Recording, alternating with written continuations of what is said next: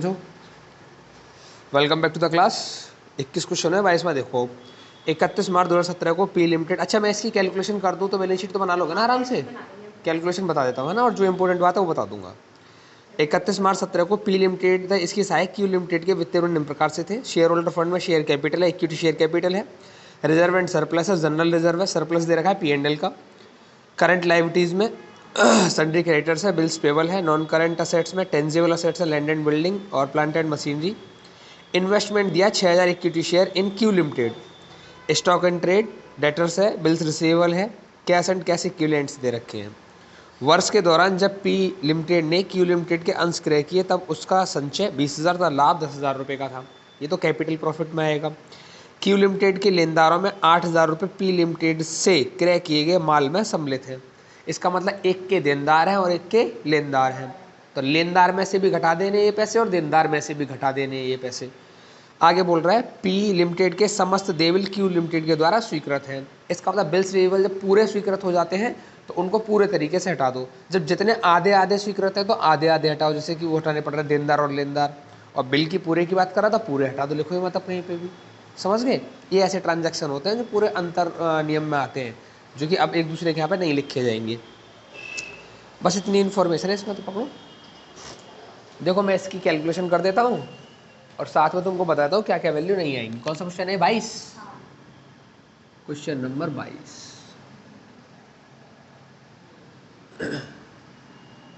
Calculation of holding ratio पहले,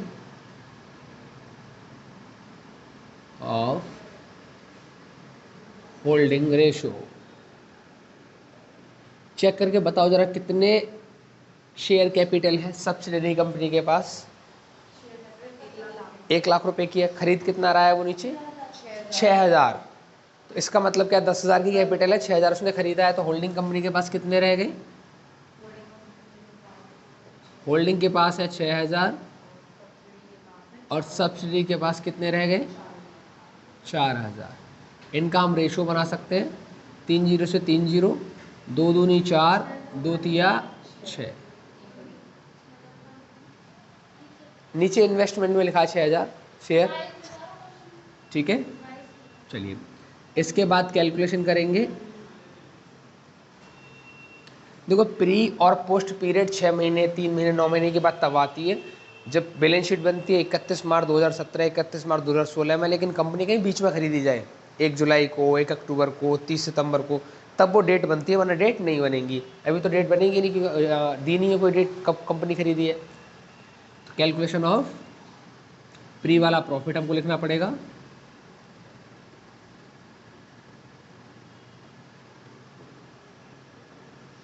और ये होता है कैपिटल टाइप।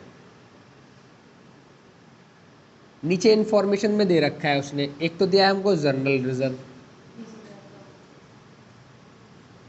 20,000 रुपये, एक दिया है प्रॉफिट एंड लॉस 10,000 का।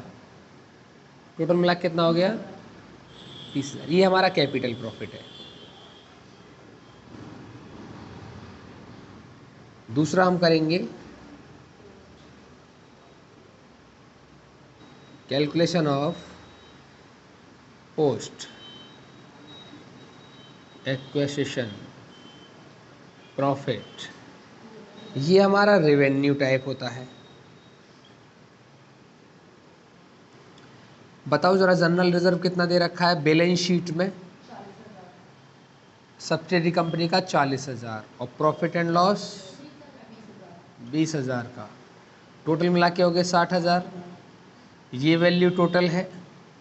इसमें से कैपिटल वाला माइनस कर दो, कैपिटल रेवेन्यू, कैपिटल प्रॉफिट। 30,000 को माइनस करेंगे तो कितना बचेगा? ये हमारा रेवेन्यू है। और इस रेवेन्यू को बांटेंगे दो जगह, 4 और 2 के अनुपात में, नहीं 3 और 2 के अनुपात में। तो 3 वाला जाएगा होल्डिंग के पास। इसका मतलब है 30,000 मल्टीप्लाई 3 डिवाइड बाई 5, और इधर आएगा 30,000 मल्टीप्लाई 2 डिवाइड बाई 5। इधर आएगा 18,000, ये जुड़ जाएगा होल्डिंग कंपनी के सरप्लस में। और ये आएगा 12,000, ये हो जाएगा सब्सिडी कंपनी माइनॉरिटी इंटरेस्ट के नाम से। अगली वैल्यू क्या लिखेंगे हम, कैलकुलेशन ऑफ कैपिटल रिजर्व या गुडविल।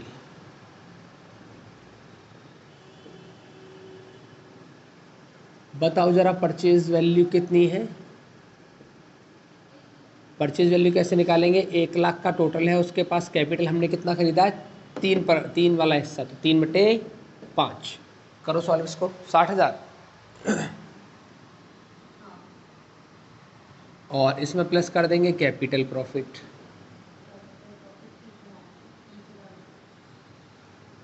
तो दे रखा है हमको 30,000, इसका निकालना पड़ेगा 3/5, 18,000 रुपये। दोनों को जोड़ दो, 78,000 की वैल्यू हो गई। इन्वेस्टमेंट हमने कितना किया है,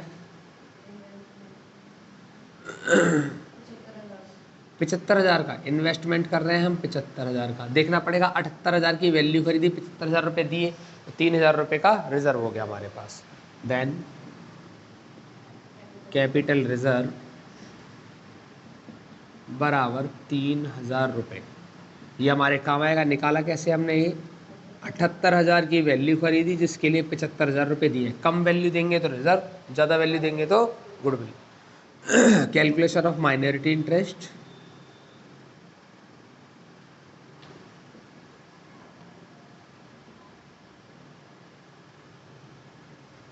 जो सब्सिडरी कंपनी है उसकी कैपिटल बैलेंस कितनी बची हुई है,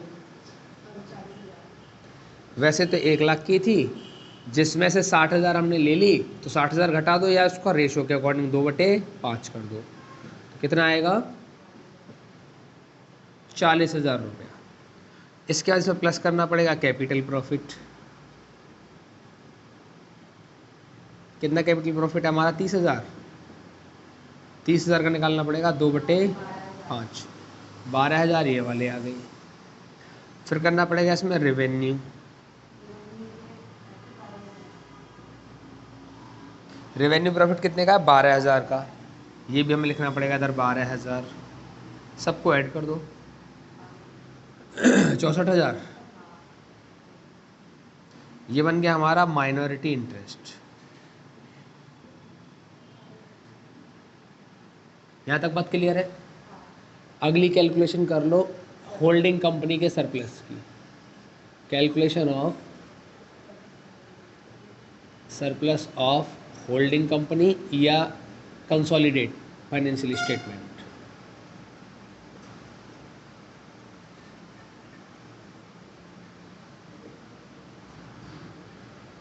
बताओ जरा, मैं पूरा ही लिख देता हूँ। रिजर्व कितना दिया है बताओ, होल्डिंग कंपनी का 60,000 रुपये का होल्डिंग कंपनी का रिजर्व है।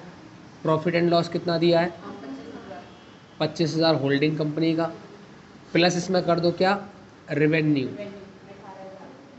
18,000। सबको जोड़ दो तो मैंने रिजर्व एंड सरप्लस का पूरा अमाउंट बना दिया। 1,03,000। ये मैंने लिख दिया है रिजर्व एंड सरप्लस। ठीक है, ये रिजर्व सरप्लस का पूरा हेडिंग आ गया है। अब इसके बाद में अगली एक और हेडिंग क्या बनाता हूँ मैं, उसमें देनदारों की बात कही है ना, 8,000 रुपये दिए थे, 5,000 रुपये, ऐसा कुछ पढ़ दो। सेकंड, क्यू लिमिटेड के लेनदारों में 8,000 रुपये क्यू लिमिट से क्रय किए गए मान के संबंध। ठीक है, 8,000 रुपये की बात है। इसका मतलब कंसोलिडेट में जो फाइनेंशियल स्टेटमेंट है वहाँ पे क्रेडिटर्स जो है कितने के लिखेंगे, आप बताओ जरा, क्रेडिटर्स कितने के हैं, 75,000 प्लस 30,000 और माइनस 8,000। ऐसे ही आप जब डेटर्स लिखेंगे, डेटर्स कितने के हैं,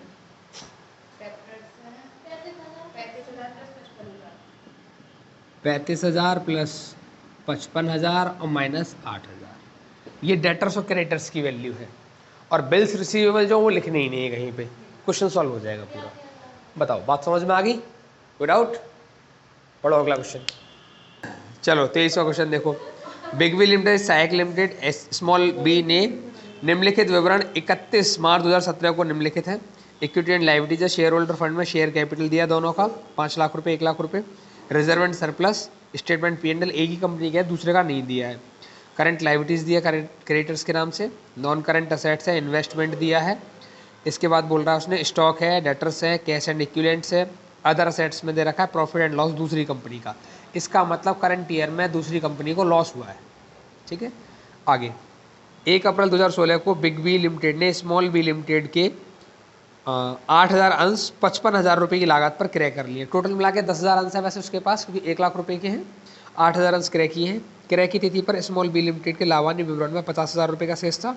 बिग बी लिमिटेड ने देनदारों में स्मॉल लिमिटेड द्वारा दे 10,000 रुपये शामिल हैं। ये ऐसा ट्रांजैक्शन है दोनों में से लेस हो जाएगा। लेनदार देनदार का आएगा। तो 31 मार्च 17 को संयुक्त विवरण बनाइए। आपको सिर्फ इतना याद रखना है कि इसमें लॉस दे रखा है हमको, प्रॉफिट नहीं है इस बार। पहले कैलकुलेशन करनी पड़ेगी होल्डिंग रेशियो की। Calculation of holding ratio. Total मिला के 10,000 शेयर है, लेकिन होल्डिंग कंपनी के पास कितने हैं? 8,000। और सब्सिडरी के पास कितने हैं? बाकी के बचे 2,000। तो कितने का रेशो बनेगा? 4:1 का रेशो इसमें बन जाएगा। कैलकुलेशन करेंगे, डेट कोई है नहीं। Calculation of pre acquisition profit, और ये कैपिटल टाइप होता है। देखो दे रखा है नीचे, रिजर्व में कितना पैसा है, नीचे एडजस्टमेंट में दिया हुआ है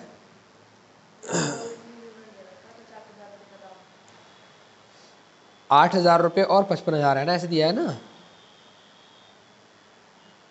8,000 अंश अच्छा 55,000, वो एक अलग बात है। अगला पढ़ो। क्रय की तिथि पर स्मॉल बी लिमिटेड के लाभान्य विवरण में 50,000 रुपये का लाभ था। अच्छा, सिर्फ एक ही दे रखा है, इसका मतलब statement of P&L surplus. Statement of P&L में कितने का? 50,000 का। तो ये अकेली वैल्यू कैपिटल हो गया ये। दूसरा कैलकुलेशन ऑफ पोस्ट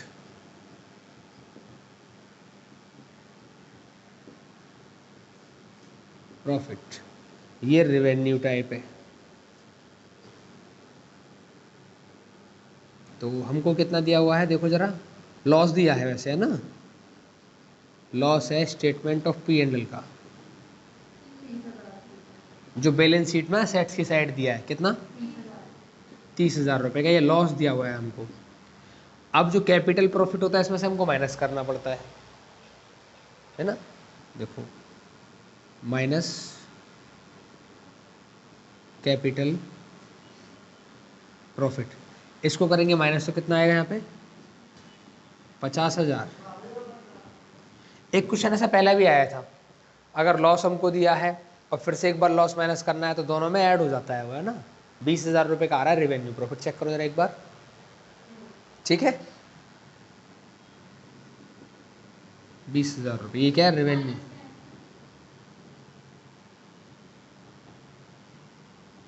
इसका रूल कुछ ऐसे है, माइनस का 30,000, माइनस का 20,000, सॉरी माइनस का 50,000। ठीक है, ऐसे है ना। तो 30,000 ये वाले, माइनस माइनस हो जाएंगे प्लस, ये हो जाएगा प्लस, कितना हो जाएगा? चेक कर लो, रेवेन्यू 20,000 का ही है वहाँ पे। आगे बात समझ में। अब इस रेवेन्यू को दो जगह में बांटना पड़ेगा। रेवेन्यू प्रॉफिट है ना, एक बार होल्डिंग के लिए, एक बार सब्सिडी के लिए। कितना? 4 और 3, तो कितना हो जाएगा ये? 20,000 मल्टीप्लाई बाय 4/8, और ये वाला 20,000 मल्टीप्लाई 3/5, 5 है 5। ये सब्सिडी कंपनी और एक है, एक समझ गए। कितना है इसका? इसका आया 16,000 रुपये, ये आएगा होल्डिंग कंपनी के सरप्लस में। इसके कितना आया? 4,000,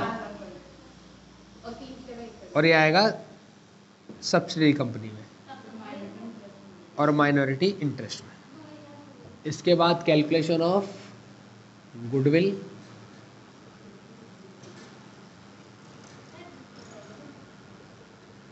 या कैपिटल रिजर्व।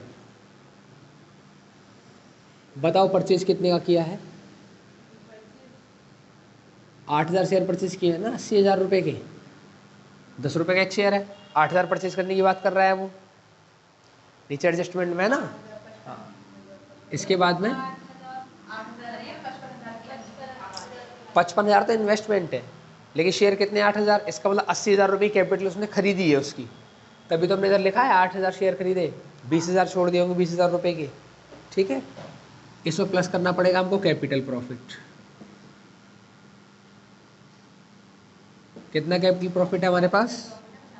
50,000 का निकालना पड़ेगा हमको 4/5, कितना आएगा? 40,000। कर दो प्लस 1,20,000। इन्वेस्टमेंट कितने का किया है हमने?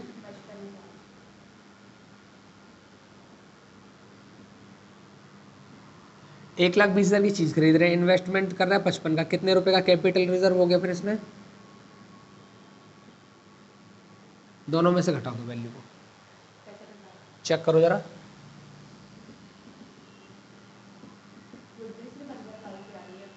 गुडविल 15,000 की है, फिर कोई रह गया कुछ इसमें हमसे?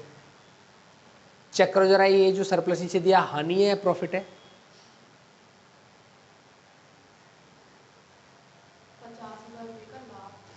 50,000 का लाभ तो प्रॉफिट ही रहेगा, और प्रॉफिट रहेगा तो परचेज हमने किया 80 का, 80 में प्रॉफिट ऐड होता है हमेशा, 1,20 आएगा, 55 लेस करेंगे ये आएगा।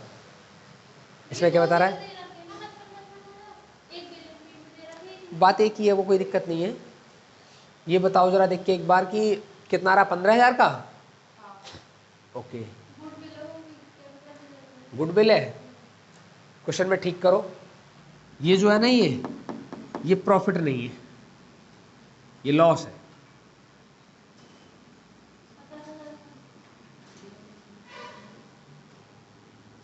ये लॉस दिया हुआ है, कैपिटल लॉस है इसमें। ये प्रॉफिट को हटाओ वहां से, कैपिटल लॉस लगाओ। कैपिटल लॉस है, इसी वजह से यहाँ माइनस करना पड़ रहा है, तभी 15,000 आ रहा। प्रॉफिट होता तो नहीं आता ये वाला। ये ठीक है कैलकुलेशन एकदम, ये लॉस की वजह से ठीक है। अब यहाँ पे हमको लॉस में ले जाना पड़ेगा इसको। 50,000 4/5 कितना आएगा? 40,000। ये हो गया लॉस, यहाँ कितना बचेगा? 40,000। अब तुम कितने का इन्वेस्टमेंट कर रहे हो? 55,000 का। 40,000 की चीज़ खरीदी है, 55,000 रुपये दे रहे हो, तो क्या आएगा तुम्हारा? गुडविल कितने की? 15,000 रुपये की। ठीक है, सही कर लेना है वहाँ पे। अब आएगा इधर calculation of minority interest.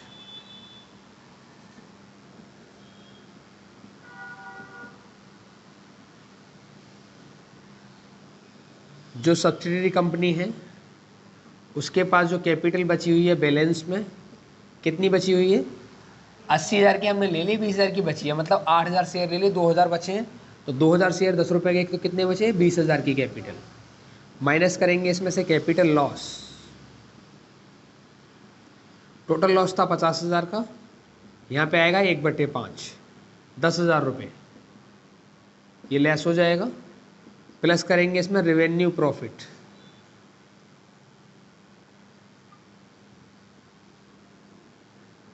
Find out कर रखा है पहले से कितना? 4,000। सॉल्व कर दो इसको, 14,000। चेक करो,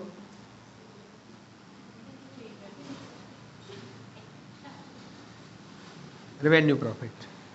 इसके बाद कैलकुलेशन होगी सरप्लस की, कैलकुलेशन ऑफ कंसोलिडेटेड सरप्लस। बताओ कितना सरप्लस दिया है होल्डिंग कंपनी का? होल्डिंग कंपनी का सरप्लस एक ही है, सरप्लस ये बस है ना, 2 लाख रुपए। इसमें प्लस करना है रेवेन्यू, ये हो जाएगा 2,16,000। ठीक है, डेटर्स क्रेडिटर्स की जो अमाउंट है उसमें से लेस करना है, कुछ करना ही नहीं है उसको। डेटर्स में से लेस कर दो वो अमाउंट और क्रेडिटर्स में से लेस कर दो, कितना रुपया? 10,000। समझ गए बात? पहले ऐसा क्वेश्चन है, बैलेंस शीट बना लेनी है, हो जाएगा। ठीक।